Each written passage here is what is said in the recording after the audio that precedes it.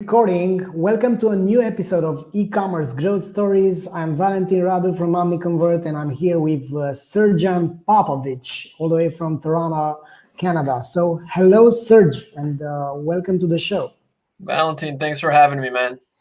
You are more than welcome. So, just to give a bit of context to our audience, Serge is the Chief Marketing Officer at Crossrope, a fast-growing fitness brand on a mission to inspire millions of people to get fit in a fun, different, and affordable way with their highly rated jump rope system. He's coming up today to shed some light on how exercising is done differently with Crossrope and what we can learn from his marketing insights. So, Serge, we're here. Let us know how you've got here, how you've got into the e-commerce and marketing arena. If we can get a time machine and remember how it was back then. Oh yeah, that's always a fun question for me. Definitely not a typical journey to get into the e-commerce space. So I think there were maybe a handful of moments in my life that sort of led to it. My family moved to Canada when I was 5-6 years old, so we kind of started from nothing, and I feel that's where a lot of drive and ambition has come from. I played basketball when I was growing up. That's always been a big part of my life, and that's what essentially led to my passion for fitness and training in general. It was a big part of the sport. When I was in high school, I think I just accidentally took this course called communications technology, where I first got introduced to, building websites. At that time, it was like Dreamweaver and Flash and stuff like that. Macromedia. Yeah. We learned all about like video editing. We learned about audio recording. It's sort of like just a really interesting course. I remember I crushed it because I just enjoyed it so much. And then, I did the prototypical thing. I went into engineering because, my parents were all about engineering at that time. And so did 5 years of that, finished with a degree in mechanical engineering, went into the field, and I enjoyed it. I had a pretty great gig. I was in a structural engineering field doing all sorts of product design and whatnot, ran my own department. So all along these years while I was an engineer, I was sort of tinkering with the online marketing stuff. It never sort of left me since those high school days. So I ended up building a fitness blog. That's where like that fitness element really comes back. And so I built this fitness blog. This was probably starting in 2010. Tinkered with it. It was my playground. I loved writing, still do, and loved exploring and figuring out new ways to get fit using portable fitness equipment. So I loved kettlebells, I loved jumping rope, body weight stuff, and essentially I added a YouTube component to it. And that's when things started to really work for me. I started generating a lot of traction through that channel, and that's the jump rope space is really small. And back in 2012, that's how I met our CEO now, Dave Hunt. He launched this Crossrope product roughly at the same time. Some of my videos were doing really well, and the space was really small. It was a tiny niche, and so you can't miss each other. So we started working together, collaborating. I was still doing my thing, building this blog and channel on the side. He was in the Navy at the time. And so 2015 came around, and he's like, hey, let's just go for this thing. And so, it was a big moment in my life. I mean, I was in a pretty, important phase in my engineering career, and I chose to put it all on pause to give this thing a go. Figured if there was ever a time to pursue this passion for online marketing, for tech, for fitness, sort of all converged, and took the leap, and it was the best decision ever made. So here we are 6 years post that mark, still going. That's great.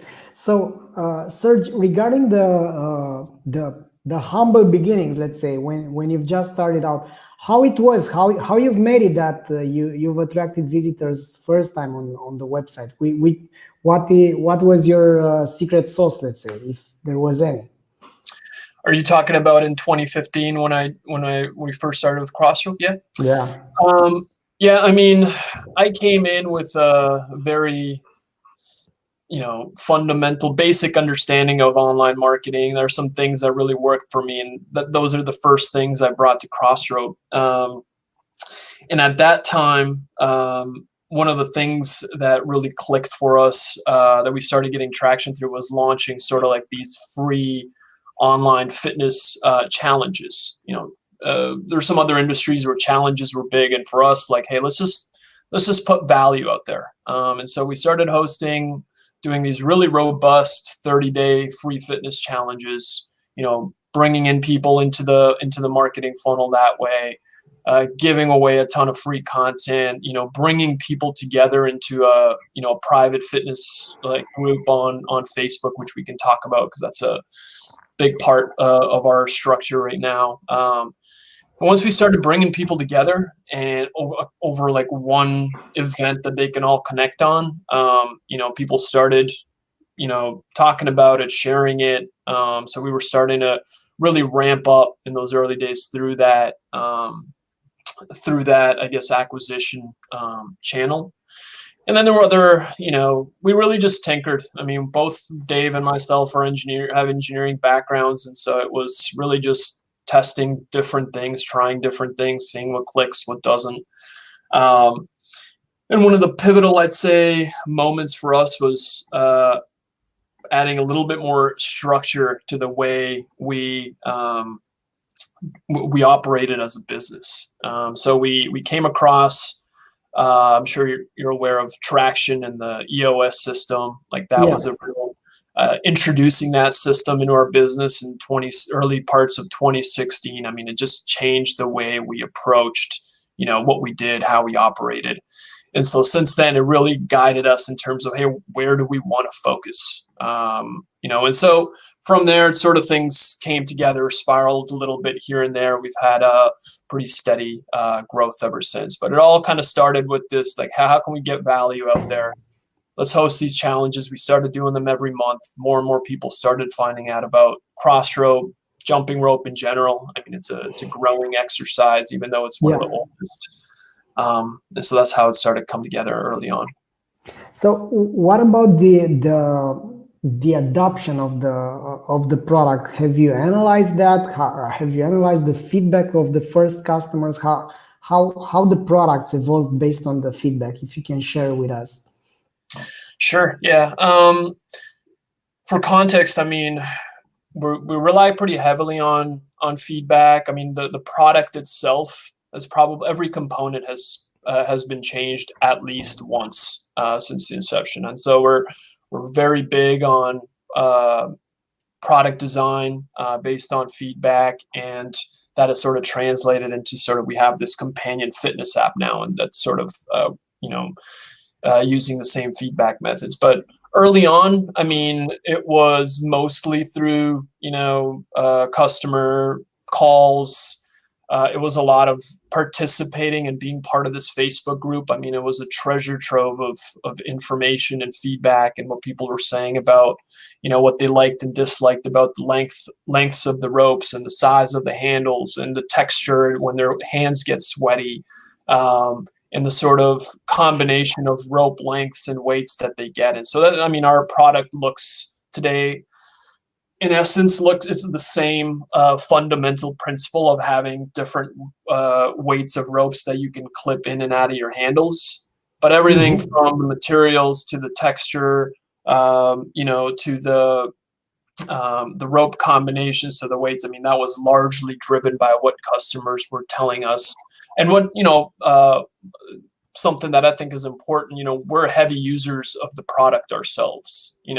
Dave created the first Crossrope prototype because he couldn't bear using any more of those weighted ropes. They just keep breaking before then. And so I used to jump rope before I joined Crossrope. So we're always heavy users. I mean, this is part of our own fitness routines, a big part of our own fitness routines. And so, we have our own nuances and things we like that we fed back into the product iterations. And so eventually, I mean, that evolved into more robust systems. I know you guys talk about NPS a lot. That's a big component for how we get feedback in terms of just general, obviously, organizational feedback, product feedback, customer experience and service feedback. So, now it's probably half a dozen to a dozen different places that we compile and aggregate feedback from, and that gets, fed back into, we try to launch a new version of the product every 2 years, and usually looks very different than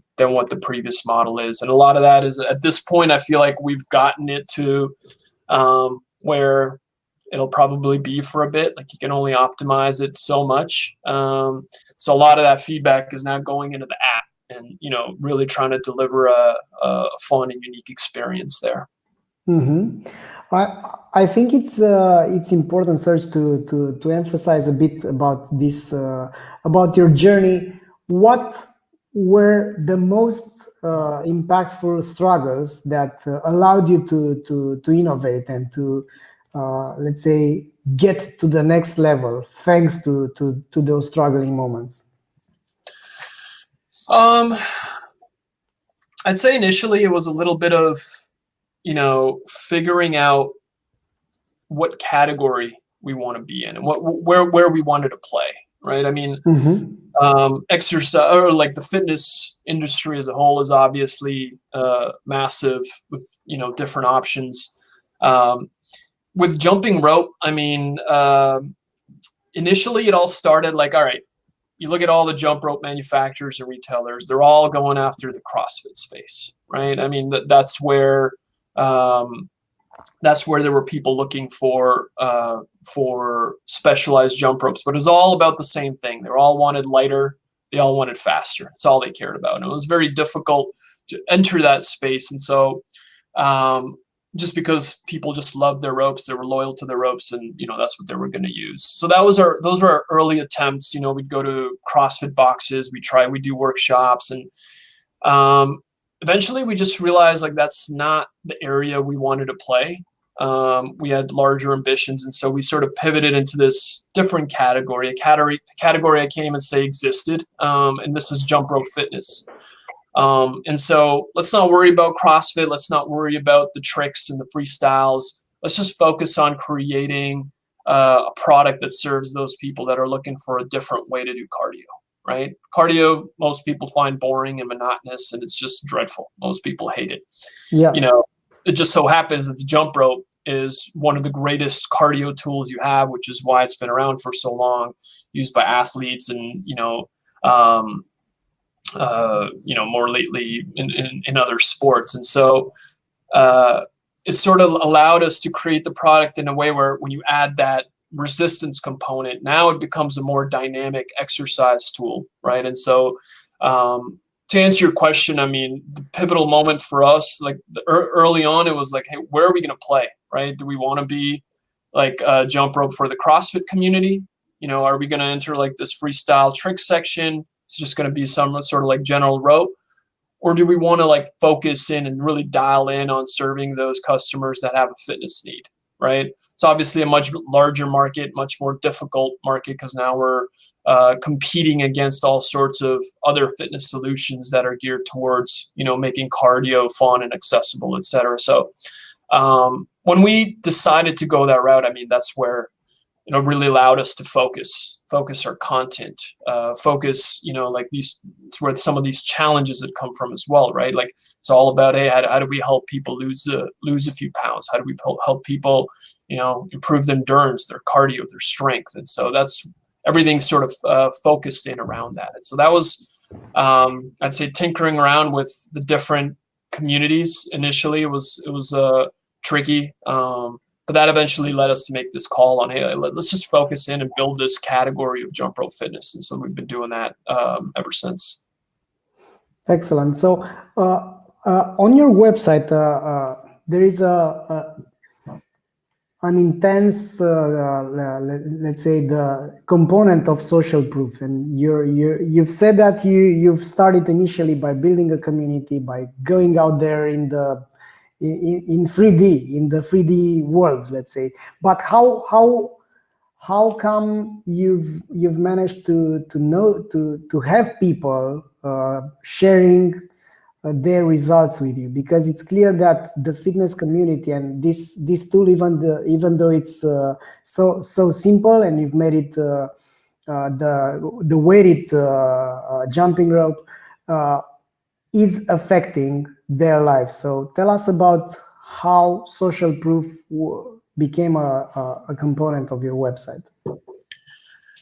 Yeah, I mean, at the end of the day, like, what people really care about is, the results that they're going to get, from whatever it is. So for us, I mean, we're the jump rope or the weighted jump rope system. It's just the medium to getting from, where you are right now in terms of the way you look and feel to where you want to be, where you aspire to be. And so we're well aware of that. We need, and we've sort of been aware of that from the very beginning.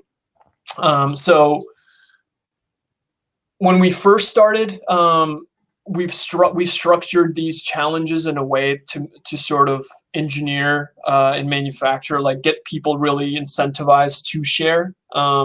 So early on in the days when we run these challenges, there were, prize packs and giveaways and whatnot that were built into these that would incentivize people to share their befores and afters. And, a lot of fitness brands did that at that time. Mm-hmm.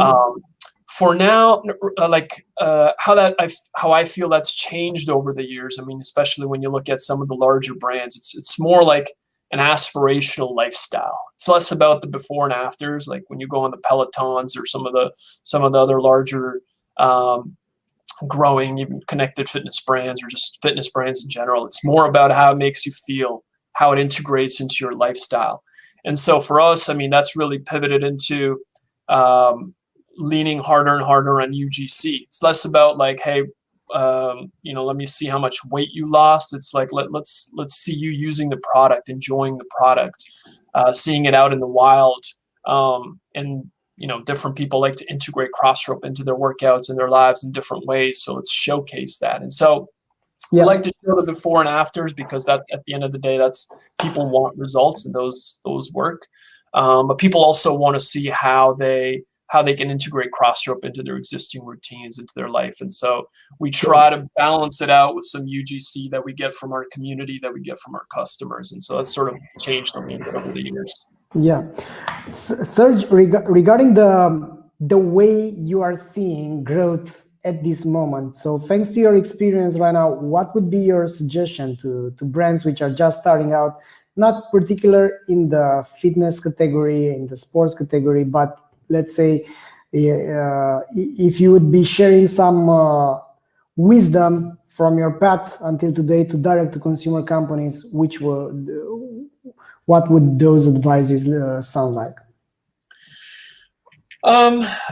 I'd say community and having like a way to speak with customers, sort of participate with customers is where I'd start. So for example, like I would figure out a way to replicate what we did in terms of delivering value and creating a place for people to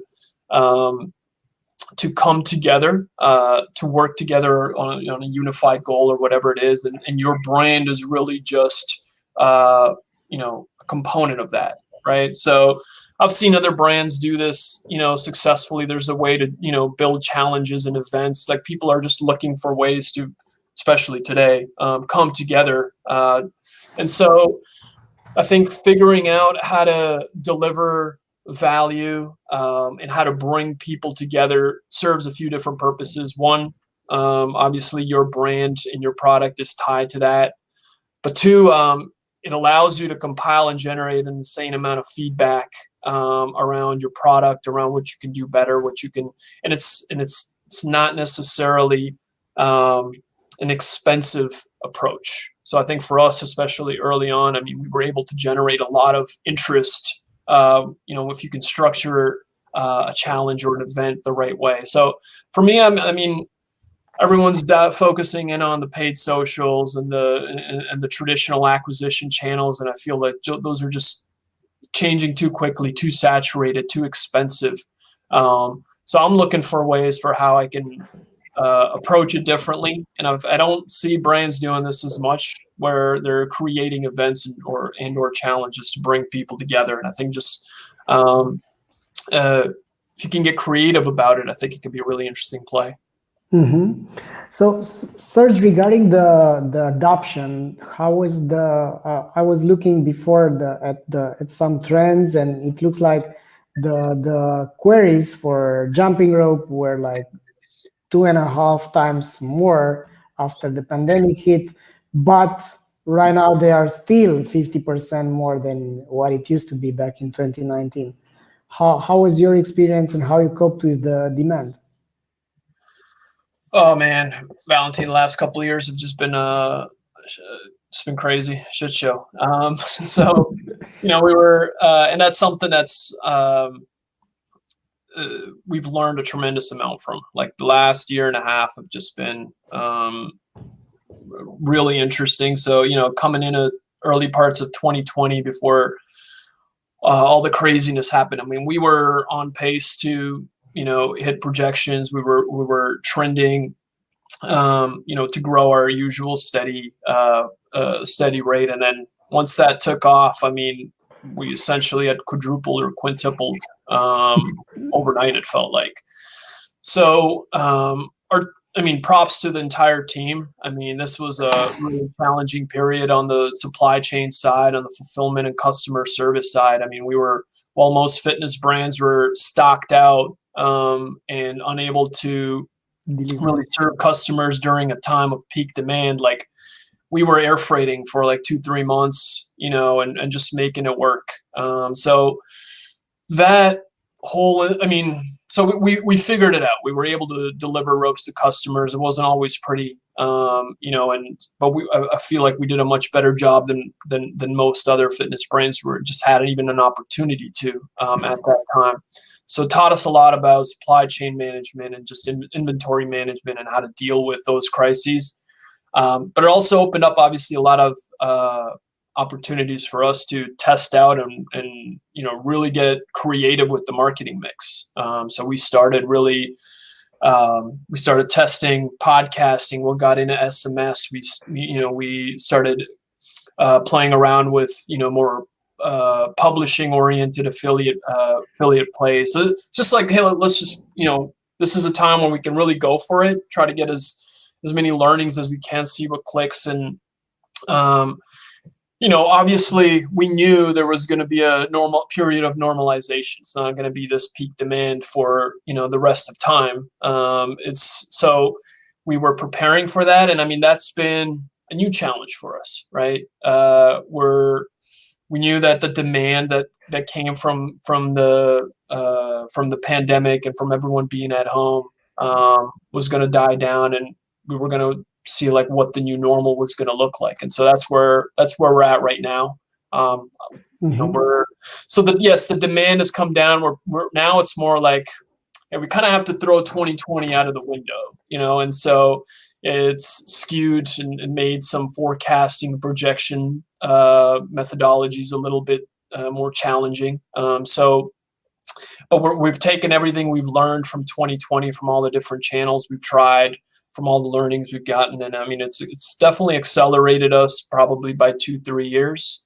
And it's accelerated the jump rope category. But I think now, one thing we've always faced as a challenge is how to grow this category, right? I mean, people are now vying to get back into the gyms and get outdoors. And so nobody wants to do home workouts. And so how do we sort of pivot, adjust? And I mean, the last 2 years have really taught us how to do that quickly and effectively. So, I mean, I feel real good about how we managed through that period. And right now it's just a new phase where it's, that's what I love about, what we do. It's always changing. It's always, figuring out, solving new problems. And so maybe that's the engineering side of me that's always been fulfilled. It's like every day is something different. And so that's kind of like what I love about the e-commerce space.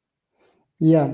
So from where you are looking at the e-commerce world right now, Serge, it's You know that we are big fans of full customer life cycle and focusing not only on the acquisition but also on the retention and usage and customer happiness, because that's from our perspective long-term growth. What's your take on customer retention, and where do you think this is going? Do you think it's going to be a market around customer retention, or are agencies going to focus on this? Are companies going to invest in this aspect? How do you feel about it? Yeah, I mean, for those that want to stick around for a long time, I think they're gonna put more focus on it. For us, I mean, the whole customer lifetime value piece. I mean, it's been top of mind from the early days, sort of like, even going back to some of the product feedback and iterations that we've done by talking and listening to customers. I think at scale, those things become a little bit more challenging, and so you're sort of trying to, speaking to customers is a lot more difficult when you've got 100,000 customers than when you've got 10 customers, and so. Trying to get a good pulse on what the community wants and what the general consensus is really good. I mean, we rely, for me, like when I think about customer lifetime value, first is just like, you got to have a good product. So I feel like if your product is shit, good luck, right? There's really no reason to come back. So for us, I mean, it's a big focus on how can we make our weighted jump rope system in our app the best that it can possibly be, and the app obviously has shown another light on the whole retention piece, because that's a whole different ball game as we get into like the subscription side of the business, and so that's been something new for us to explore. So for me, it starts with having a good product and constantly iterating on that product. Another piece is just having a system and method to aggregate all the feedback and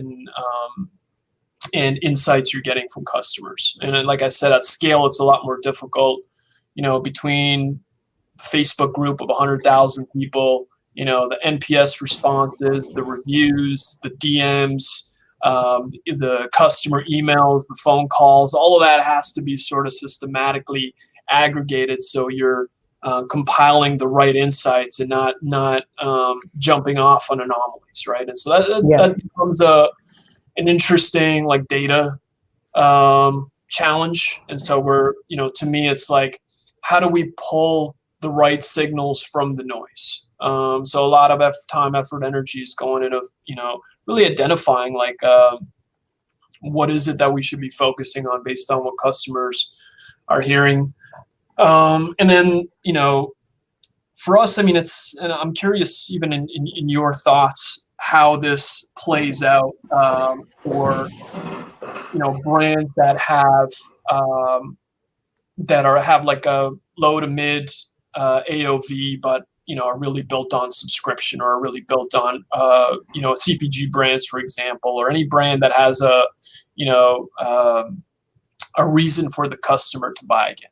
For us as a high AOV brand selling a weighted jump rope system, I mean, once you buy the ropes, I mean, those things are built to last, right? Like, there's opportunities, and we have different sets, and you can come back and you can buy, eventually upgrade to the full Get Fit bundle that we call it, with the Get Lean and the Get Strong set combined. Once you have that, and you've got the app and you've got the mat, you've got everything you need, to basically enjoy cardio for until your ropes break down, which is going to be in a really long time. So, for us, it's like, how can we? What's the next thing we want to introduce? And for us, it's the app. But I'm looking at all these other brands, right? I think, I think I was listening to one of your episodes recently. I think it was with another Canadian. It was a beverage brand or something, and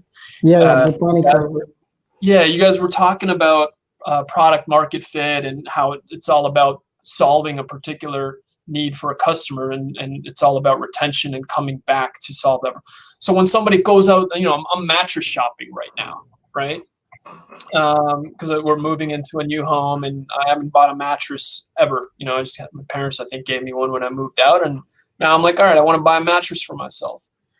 but I'm thinking like, hey, this thing's going to last me 10 years, right? So, the brands that are vying for my attention and my dollars, how are they thinking about, customer lifetime value? They deliver a great experience that's going to solve my problem, but 10 years down the road, am I going to go back to the same brand? Is that brand even going to be around in 10 years?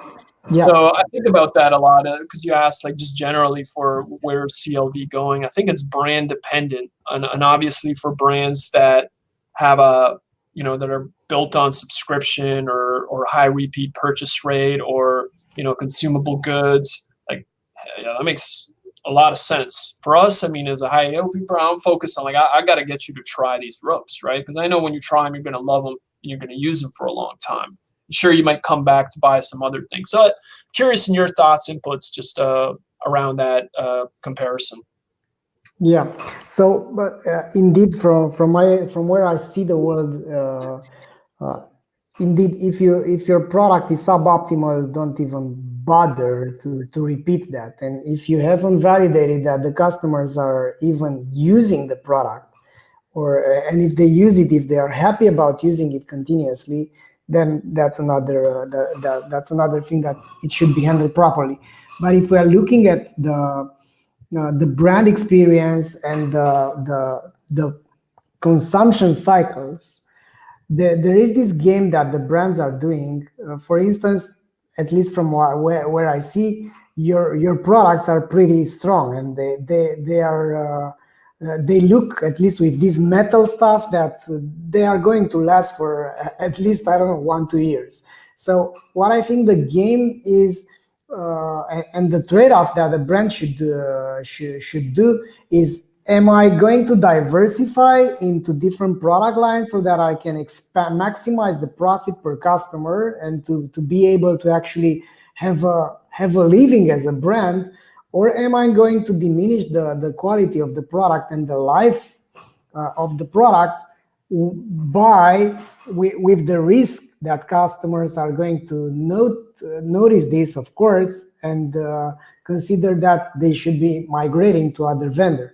And from my perspective, for instance, where you are niched right now, this debate is simple. I mean, you've consciously decided, from the way I look at things, that you will diversify and you will expand with those mats and those I don't know, t-shirts and the other stuff, right, so that the brand is going to be surviving and thriving on the existing customer base. And of course, the customer lifetime value is strongly affected by the customer experience as well, because we've seen all sorts of companies. At this moment, we have the, let's say, privilege of looking at 2,000 different brands and their data. And we see, we could see that at this moment, there are 3 different pillars that are affecting the customer lifetime value: product, experience, and marketing. And ideally, you should have all of them. But if your product is poor, then don't bother. I mean, you could give an outstanding experience by selling bullshit, and it's still not going to move the needle in the future. So you need all of them, but product is mandatory. If you've nailed the product, and in order to nail the product, you need customer feedback, and you need this type of NPS. And that's why we are completely obsessed about NPS at different moments, and there are 2 and even 3 different moments depending on the product. Let's say if you are selling consumable goods, then you do it only 2 times: when the customers are placing the order and when the customers are getting the order and consume it, right? And that's a single moment. It's not like if you are selling, for instance, coffee or tea or whatever, snacks, it's the lifetime of the product, it's pretty short. right. But if you're selling this type of products like you are, I would do the NPS at 3 different moments, and I would look at the deltas between all of them. When I analyze the shopping experience, how was the initial shopping experience, which means user experience. Then I would analyze the buying experience at the end, right? So how was the delivery? How was the overall experience to actually get the goods? And the third moment was, I don't know, after a month or two, have you used the product? Because if you have zombie customers which are getting the product, but they are not using it, you don't want that to happen. You don't want to get revenue from customers which are not getting the value of your products, because that means you are wasting the resources of this beautiful planet. You are tricking customers into buying stuff that they don't actually need, and you are not benefiting from the network effect of happy customers which are actually using the product, and you having the network effect and word of mouth. And that's how I see the CLV game. Mm-hmm. Yeah, I like I like where you're coming from on the NPS. I mean, for us, it's primarily the third one. Yeah. So, just your traditional, how likely are you to recommend after giving them a few weeks to use the product? What question are you using? Obviously, you're not going to use how likely are you to recommend X after they've shopped on the site. So are you asking them to rank their shopping experience from 0 to 10? No, we're actually asking the same thing throughout the whole experience. Interesting. Because once you it's like you're just touching the product, right? When customers are buying, they are not buying the product, they are buying the promise of the product, and they are paying for getting something in the future. And that's why you want to see if they are already willing to recommend after the shopping experience. Then when they receive the product or when they use the product, you are asking them the same thing so that you can see the deltas between them. You just want to see if there's drop-offs, basically, between the experience. Moments. The different touch points. This is showing the expectation gap. That's what we call it. Because if you set expectations, for instance, we have brands which they have the expectation set at 90, and the marketing is so compelling, everything is so beautifully done that customers are getting their card and they are giving you money for a promise, right? And 90, it's a pretty good NPS. We are not seeing this that often. I mean, the average NPS, for instance, is around 70, 71. But if they have a 90, imagine that they've set the bar over there, and then once they got the product, it's like 75. And that means they've overpromised and under-delivered. And that also means that their retention is not going to be there. It's actually better not to overpromise and not to promise the moon and the earth and Mars. Gotcha. Yeah, no, it's interesting. Thanks for sharing that. I'll dig a little bit more. I haven't seen. I mean, I've test shopped plenty. I can't say I've seen many post-purchase NPS requests. Unless it's maybe some SaaS stuff. But in the e-com space, at least, I haven't seen that played out very much. But it's interesting like that. Yeah, that's what we've discovered by working closely with our customers, and we made it after we realized with some of our customers that they had issues. The products were great, but they had issues with the fulfillment and packaging. And then we drill down. The bigger the company, the more segmentation they will need. So right. What we've put in our own technology in Reveal is you'll be able to see the NPS by city, location, and by the picker. Let's say who picks the product, who fulfills the order, who's touching the customer on the customer support. So the bigger the company, the more data you need, because you can't do 10x anymore. You need to do I don't know, 12% uplifts. 12% is fantastic if you can do it month over month with incrementally optimizing the whole process. And that's why this Delta NPS is great, and also the segmented NPS throughout the whole value chain. Who's touching the customer? Because we have, for instance, a pretty large company which has like 20 people in their customer service, and they are constantly looking on the NPS by their customer reps.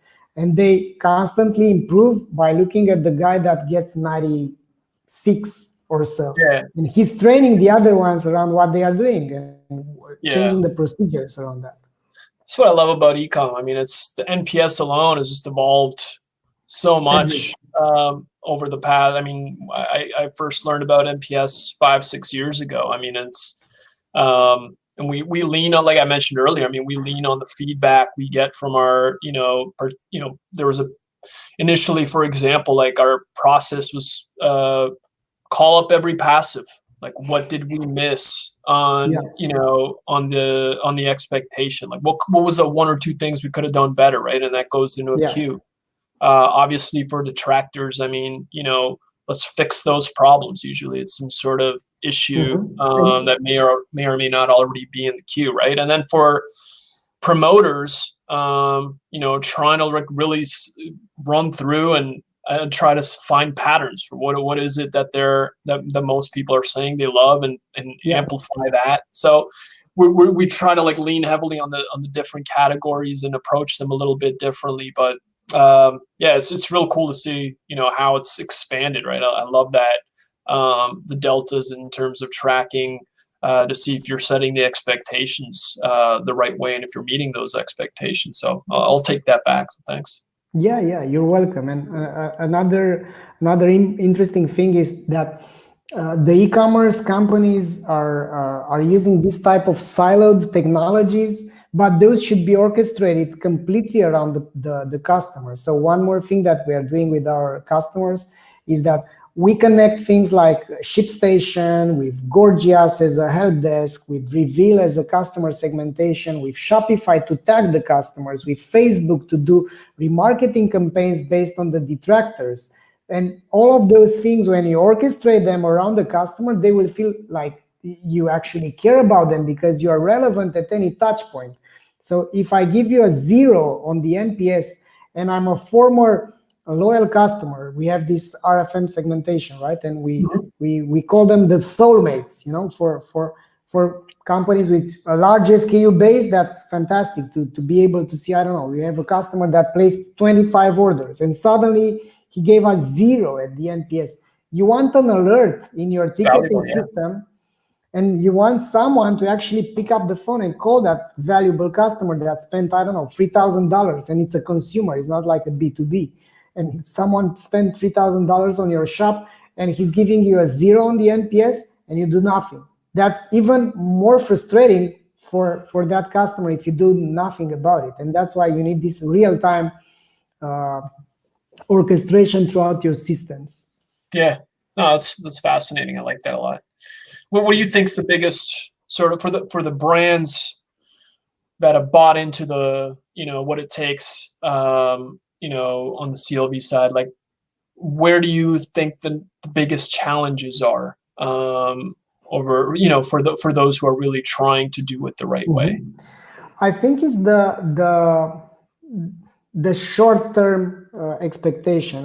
It's hard. CLV is hard. It's not, you add the new campaign and you've hit the targeting. It's like 17 to 20 from Florida, and that's it. You've hit the nail on the head. CLV is hard and it's more systematic. So you need to tweak the whole customer journey. And that means you need internal alignment.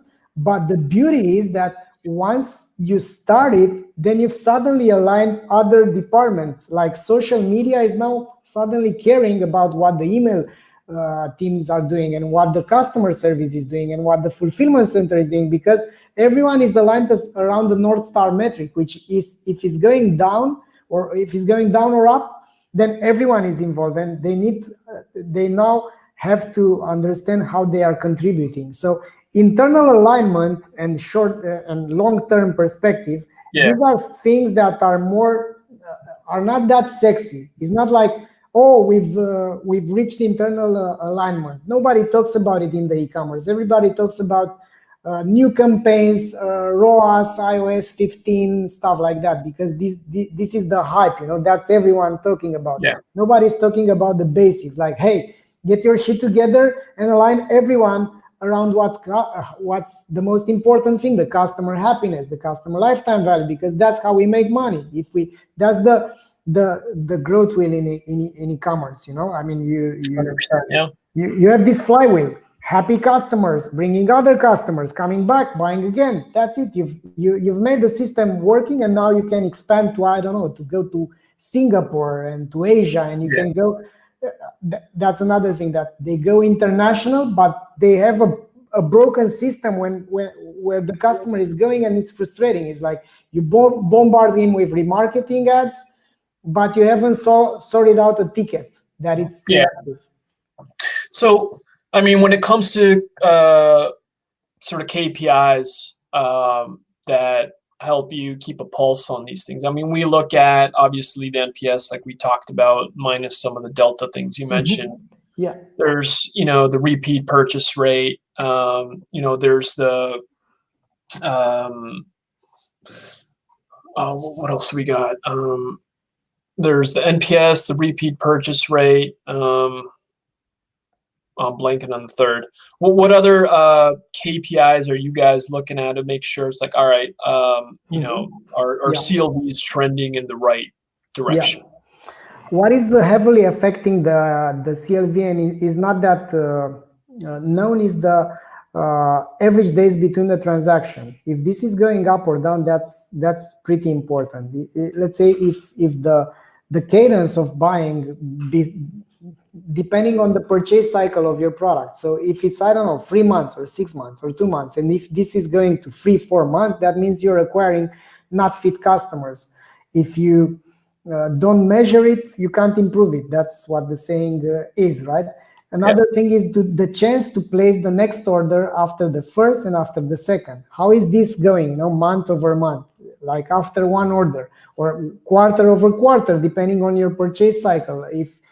Again, if you're buying fast-moving consumer goods, then that means the purchase cycle is like 6 weeks or 6 days, right? And people are buying every 2 weeks. They are restocking every 2 weeks.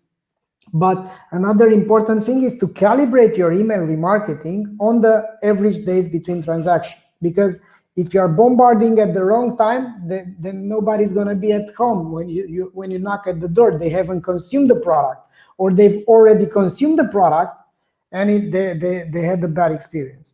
So average days between transaction, chance to place the next order, cohort stickiness rate. It's another thing that we are looking at in Reveal, for instance. It's out of the customers that bought this month, how many of them are buying next month? And how is this trending? Is this going up or down? So the second month cohort stickiness is showing you if your retention efforts are going well, because retention is hard to move from, I don't know, let's say you have 20% retention rate. It's hard to get from 20 to 24%. But if you make experiments to improve the customer retention, for instance, you change your onboarding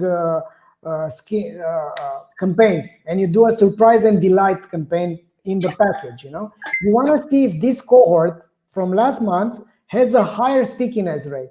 Because if you look at that, then the retention is not going to be so heavily affected because it takes into consideration all the other customers. But this particular cohort, you can see it right away. And other metrics are more in the field of, let's say, customer experience, like time to first response, time to resolution, stuff like that. Yeah, okay. Interesting, yeah. No, I love it. I love where the the whole lifetime value field's going. I think there's, especially today, I mean, everything is so acquisition focused, and like you said, just not as sexy of a topic, but definitely as important. So, not very cool. We're hypnotized about it, and our bet is that in 2-3 years there will be a total ecosystem that's going to be building. We will have a new role in the company, like the customer value optimization person. Whose hand, if nobody's responsible about CLV, who's gonna increase it, right? Who's gonna improve it? And we've built this academy around customer value. We definitely bet on this because having a data-driven approach and listening to your customers and taking into consideration what they actually want and how they feel, it's common sense, but nobody's doing. I mean, we have these disparate topics that we're handling, but we're not orchestrating this around the customer. So, Serge, I have the last question for you regarding how you blend these roles. I mean, you're a father and you're proud of it, and you're a dad, and I can see on your social media that you're not the workaholic that avatar that we used to refer to a few years ago. How you are blending this? How you are mixing those two lives? And are there two lives, or it's actually a one life where you need to deliver? Yeah. No, it's a good question. Obviously, a relevant one more now than ever, just because of everything's just been sort of been blended for everyone. I mean, I don't have that much experience as a dad yet. I've been doing it for 3 years, but it's been the best job I've ever had. So I feel really fortunate. The whole craziness from last year, I mean, has really made things challenging in the sense that everyone is home, and you can see behind me. I mean, that's where my baby sleeps. So everything's just come together, and so I felt super fortunate, and I think I'll look back one day to this time and say, like, man, like I feel really blessed that I got to spend all this time with a growing 8-month-old, with a growing 3-year-old, see them 24/7, as tough as it's been to try to make everything work. And props to my wife for sort of leading the charge on that. But for me, I mean, I've always been like very driven, very ambitious. I've always got stuff going on. I wouldn't have lasted at Crossrope if I'm not sort of developing myself, as I need to. Like, my roles changed dramatically from when I first started as sort of like tinkering and trying to build something to, now leading a team of 10, and our organization's about almost at 40. And, the roles evolved quite a bit, and it's forced me to really level up and and learn quickly and adjust. So, but I mean, I'm all about, and always have been about, systems, and so I feel like I'm very effective and efficient in compartmentalizing and creating a life for myself where I can, when I'm working, I'm 100% focused. It helps when you find something you really love, and that doesn't feel like work. Like, it's incredibly challenging. Things are always changing. Feels like day one still, or you're just like a little bit of imposter syndrome. Like, maybe they'll figure me out today, but you just sort of keep pushing, keep learning.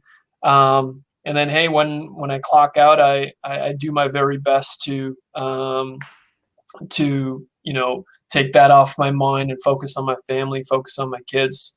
Because it's that's the most important thing to me, and every day is brings something new with 2 little growing kids. So whatever routine I've set for myself to make everything work probably breaks on a weekly basis. I'm constantly adjusting and constantly making it. So it's it's last year's really put pressure on all of that, and but it's been fun, man. I feel really fortunate, really lucky that I get to do what I do. Fortunate for my, just that for everything I've got, for all the people I've got to meet. So it's been there's really nothing I can complain about. So just keep on keeping on. Life's really short, man. We just got to enjoy what we're doing. Yeah, that's for sure. Serge, thanks a lot for being together with us. If people would like to get in touch with you, where they can find you? Yeah, first of all, thank you for having me on. It's really nice having a conversation about all this, and send my best to Juliana. People want to find me, best places on LinkedIn, unless you're pitching me something, then don't. And then second is, if you want to check out Crossrope, just go to crossrope.com. You can learn all about our weighted jump rope system or app, pretty much right on the homepage. So feel free to connect, ping me. Always excited and interested to meet new people, especially in the space. Or if you like jumping, I'm always up to talk about that. So that's me. Excellent. So, Serge, thanks a lot for being together with us, and thanks everyone for listening, and we'll see each other next Thursday. Until then, keep on keeping on to go to a master in this. Thank you, Valentine. All the best. Bye-bye.